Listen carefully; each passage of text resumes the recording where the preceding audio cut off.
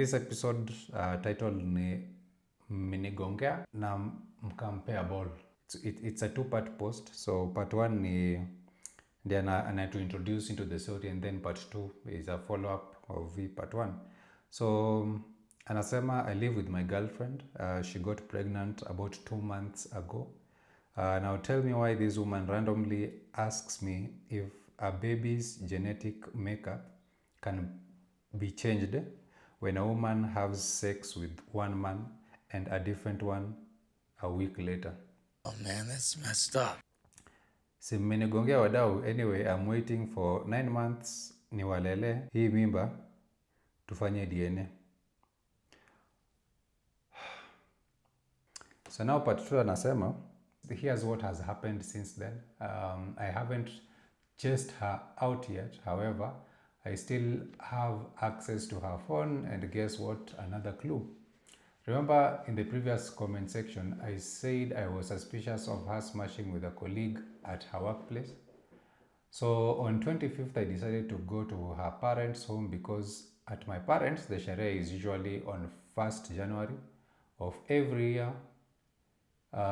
So we'll go then. So we went to her parents' place, but she and her sister and her kids wanted to stay over till the next day, which was okay. So we lived together with the other guys who's married her sister as we stay in the same town.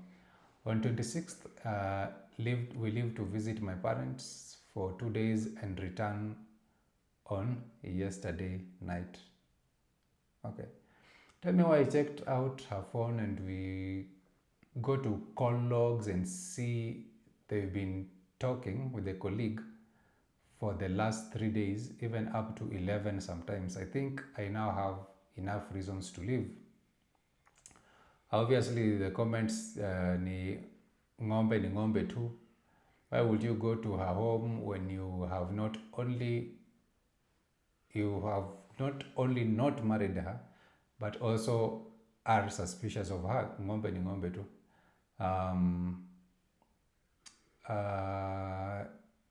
Yeah, ni umalaya. Si official. Jamaa alipata a place to ejaculate recklessly.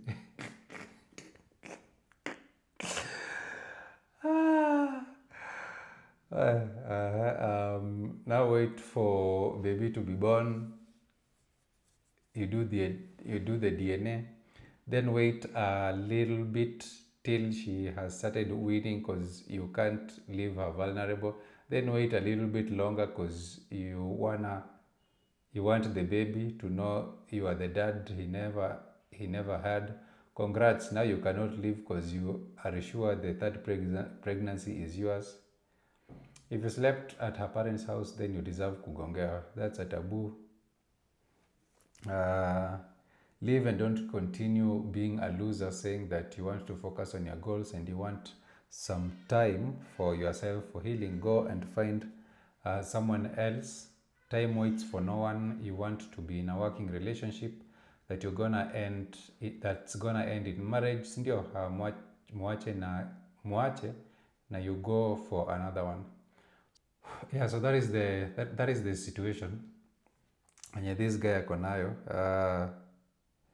And one thing yenye siku hizi inakuwa very difficult by this is just having a loyal partner. Like if you guys have a loyal partner, then manze like tuko kwa this age yenye toxic feminism ina run akili ya mademu wetu, and then sisi kama wanaume ni toxic masculinists. Yeah, so like for relationships to actually thrive kwa these conditions, it's actually very difficult. And right now, I always have this theory that kuna kuwaga na 4 seasons, sindio? And so sisi binadamu pia tuko na our way of living iko na seasons pia. Unaona, like kuna hii season ambayo ilikuwa ya romantics. Unaona, season ya romantics yenye like it was back then, maybe in the 1300s, 1200s. Unaona, yenye people actually loved, men loved and women loved, and the only instances of probably cheating pia ni kama niseme tu hazikuwa vile, ilikuwa tu like men would pay for prostitutes because prostitution is the oldest profession, sindio? So yeah, so there was that time, unaona, and then tukakuwa na time fulani yenye men sasa wakaanza ku cheat, unaona, like ile yenye ni kufanya something secretly, having secret lovers and all that, no longer paying for prostitutes but having secret lovers, and then women walikuja wakuwa submissive still, unaona, and then ikafika point yenye now the women wakarealize that they are equal na men, sindio? So now when that happened, inamaanisha like what a man can do, a woman can also do. So if a man can cheat a woman, pia naona kama anaweza cheat and there is no problem because her feelings zimekuwa hurt, so she deserves to hurt your feelings too, sindio? So yeah, that is the kind of situation ambayo tuko ndani yake right now, and I believe that tutajipata tena kwa season nyingine yenye things will factory reset. Ni vile tu vile the Bible inasemanga that there's nothing new under the sun. After period fulani things go back to almost their natural state, and then kunaanza kuwa na evolution again. So like I believe that relationships pia zina go through that, and in the future maybe there'll be some hope, but hii time ambayo tumeishi sahi, like it's very difficult for you to really have like these relationships and you can actually trust your partner. Like it's very, very difficult, and I don't know why, because I feel like at this point tumefika point yenye people don't know what they want. There's actually a lady that I knew mwenye alipata guy mwenye alikuwa nampenda, and it so happened that alikuja akabeba ball yao mse, but even after carrying ball yao mse, this lady bado alikuwa na cheat, unaona. So like, and eventually walikuja kaachana, and that's something ambayo nilikuja tu nikapredict. Nilikuja nikasema manze, like these guys in as much as wanakaa nikawa kwa hivi na hivi na hivi, these guys dhani kama mwaka itaisha kawa hawajaachana. These things you can always predict because like people tumefika ile point yenye people don't actually know what they want. Like we don't know what we want in relationships. Kitambo ilikuwaga for partnership, for just having connections, like intimate conversations and all that, unaona. But nowadays like we no longer know what we want. So like hata upate mdem mwenye ako submissive kiasi gani, hata upate mdenge mwenye anakupenda kiasi gani, still unakuwa a slave to your flesh, unaona, and then you cheat on that lady, and then inabidi mnaachana, and then now you go to the next person, And then, ladies and gentlemen, and then the cycle continues because you are a slave to your own desires, unaona. Then now we have ladies wenye in as much as anaweza kuwa na chali mzuri, kitu ilikuja kwa registered kwa akili yao that ule kijana mpole mwenye ana issues mingi, that guy is too soft, you want somebody mwenye anaweza cheat on you, unataka msee mwenye like anaweza fanya these horrible things that you can live with, naona. But ule msee mwenye mpole mwenye ana stories mingi, huyo the modern lady anakuja na find it actually very difficult to accept that type of a person. So like we actually live in a world yenye I believe iko upside down, and people no longer know what they want. That is the dilemma ambayo tuko ndani yake sahi. So that said, this lady amepata mse, and ndiye amekuja kapata boli yake, and then now after kupata boli yake panakuja nayo statement that if the baby's genetic makeup can be changed when a woman have sex with one man and a different one a week later. So like maswali kama hizo, I don't know if the lady atakuja amuulize swali kama hiyo and she's pregnant, then either number one anampima, or number two, she does not actually respect the guy. I don't know if alikuwa may go through conversations. There's actually nothing wrong with you having password ya simu ya your partner. Like it's something yenye actually ni kitu ambayo unafaa kuwa nayo, so that at least once in a while you can always check ujue like what is happening in that world, unaelewa.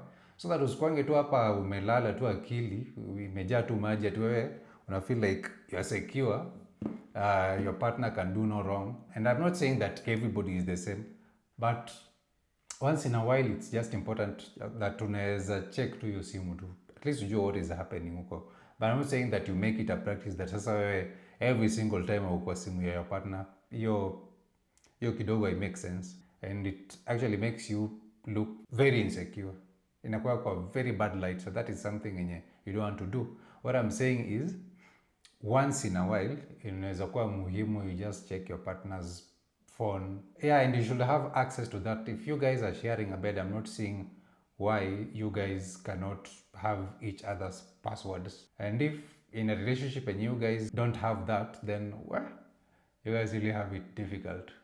Sheesh. Because hivyo ndio wase ugongea, unaona? Nimeona!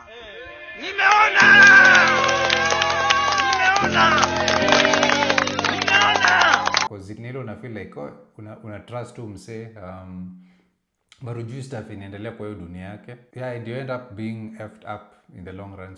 So it's important that we establish trust. And one thing about ladies' phones, and this is something about sisi men we just have to come to terms with, is that that is your girl. If she's beautiful, lazima uta expect kupata some highs and some texts from other guys. That is very, very normal. But a good lady has to have principles so that her tolerate these guys. Akule mse mwenye kazi yake ni kuwa engage and all that. But anyway, back to this situation here. Why do you go to this lady's home kwa parents wake if already you have doubts that this kid is probably not yours? There has to be something that is actually wrong with you. Yani when ni mse mwenye like, I think one of the comments here may summarize vizuri that he's going to delay and delay and delay and delay, no, without taking any action. No. So it's really going to be difficult for this person because already unashuku that this child is not yours. But what do? You still go to this lady's parents' place during the holidays. Umeenda ukakaa huko, ukaenda ukalala huko, and then the next day mnarudi kama mnaishia to your parents' place. So like, what are you really doing? And this is the problem that I always have with men siku hizi, like sisi ni wale wase wenye I don't know, for some reason tumekuja tukabadilika. Like we are no longer these people wenye wako assertive. We are no longer these people wenye tuna stand on business. We are these people wenye siku hizi tuna take a lot of bullshit, ingawa at the end of the day inakuja inatumiza sisi wenyewe. So like, man, I don't really understand this guy. This guy has to be like, this guy has to be one of the weakest people I know, because like, why? And then the lady has been communicating with a colleague of hers kwa jobo, and that's really tough because ni colleague wake wa jobo, so inamaanisha hata umwambia ati I don't want you guys to communicate anymore, nini, you know this, you know that, I don't want to see this again, but watakutana jobo. And if you have seen this kwa simu yake, then ujui ile stuff ambayo anafanya kwa kazi. Man, that's really effed up. It's really effed up. Oof. The best thing I'd advise is that ukiwa kwa situation kama hii, wewe jitoe tu, because there's no need ya kuendelea. There's no need ya kuendelea. And if there's one thing, guys, you need to understand is that if somebody does, if this lady has cheated on this guy right now, hata kuja akuwe baptized na Uhuru, au aende apitishwe kwa moto ya baptism, na hao watu wanapitishananga kwa moto, my friends, this lady bado atakuja fanya the same thing. Whether you're a lady or whether you're a man, like, hebu jaribu sana, hata kama it's against your nature, jaribu sana not to do it the first time, because once umecheat on this person mara ya kwanza, you're going to cheat on this person next time. Ile tu ya kwanza ndiye amekupata, so the next time utakuwa clever, the next time utakuwa smart, so chances za kupatwa zitakuwa kidogo, but you'll still cheat on this person. So my guy, you've already found out that this lady ana communicate na this guy hadi saa 5 usiku. I don't understand why. Like if you're in a relationship, conversations na wanaume wengine, if you're a lady, wacha ishie masaa 2 bwana, ikienda sana. Naona like after you just give your man time yake, and as a man too, like if you are having conversations with other females, wacha ishie saa 2 jameni, ikienda sana. Be time yote just spend with your partner. That's the situation ya our guy. At this point amesema kwamba ameona sababu yenye inaweza mfanya atoke. I guess lesson ya leo ni like appreciate what you have, that before you get any relationship, understand what you actually need from that person mwenye unaingia kwa life yake, because they also an individual na wewe pia ni wewe, so treat them like you want them to treat you. Always understand ni nini unataka in a relationship, nini unataka from that person, and vice versa. Communicate it instead of kuingilia relationship and then unaenda up umemess life ya that individual, unaenda up umemess life yako, because if this guy akuja ambaye umdenge that eyeballs yangu siitaki, atadu. I don't know if you guys mshasikia that nini, mshasikia this 80-20 rule that msee anaweza kuwa na 80, your partner anaweza kuwa na 80 but ana miss 20, and then unakuja unamwacha, simply unakuja una cheat on them na msee unaona kama kona hiyo 20, but unaenda kule na unapata kwa msee ako na 20 na hana hii 80. So like at the end of the day, like just understand yourself before uingie kwa any relationship. Like approach relationships na maturity. Always think about such things whenever you are making dumb decisions, because if you play stupid games, you win stupid prizes. Yeah, that's it guys. Have yourselves a wonderful day or a wonderful night anytime ambao unaweza kuwa na watch hii video, and again, Merry Christmas and a Happy New Year. Peace.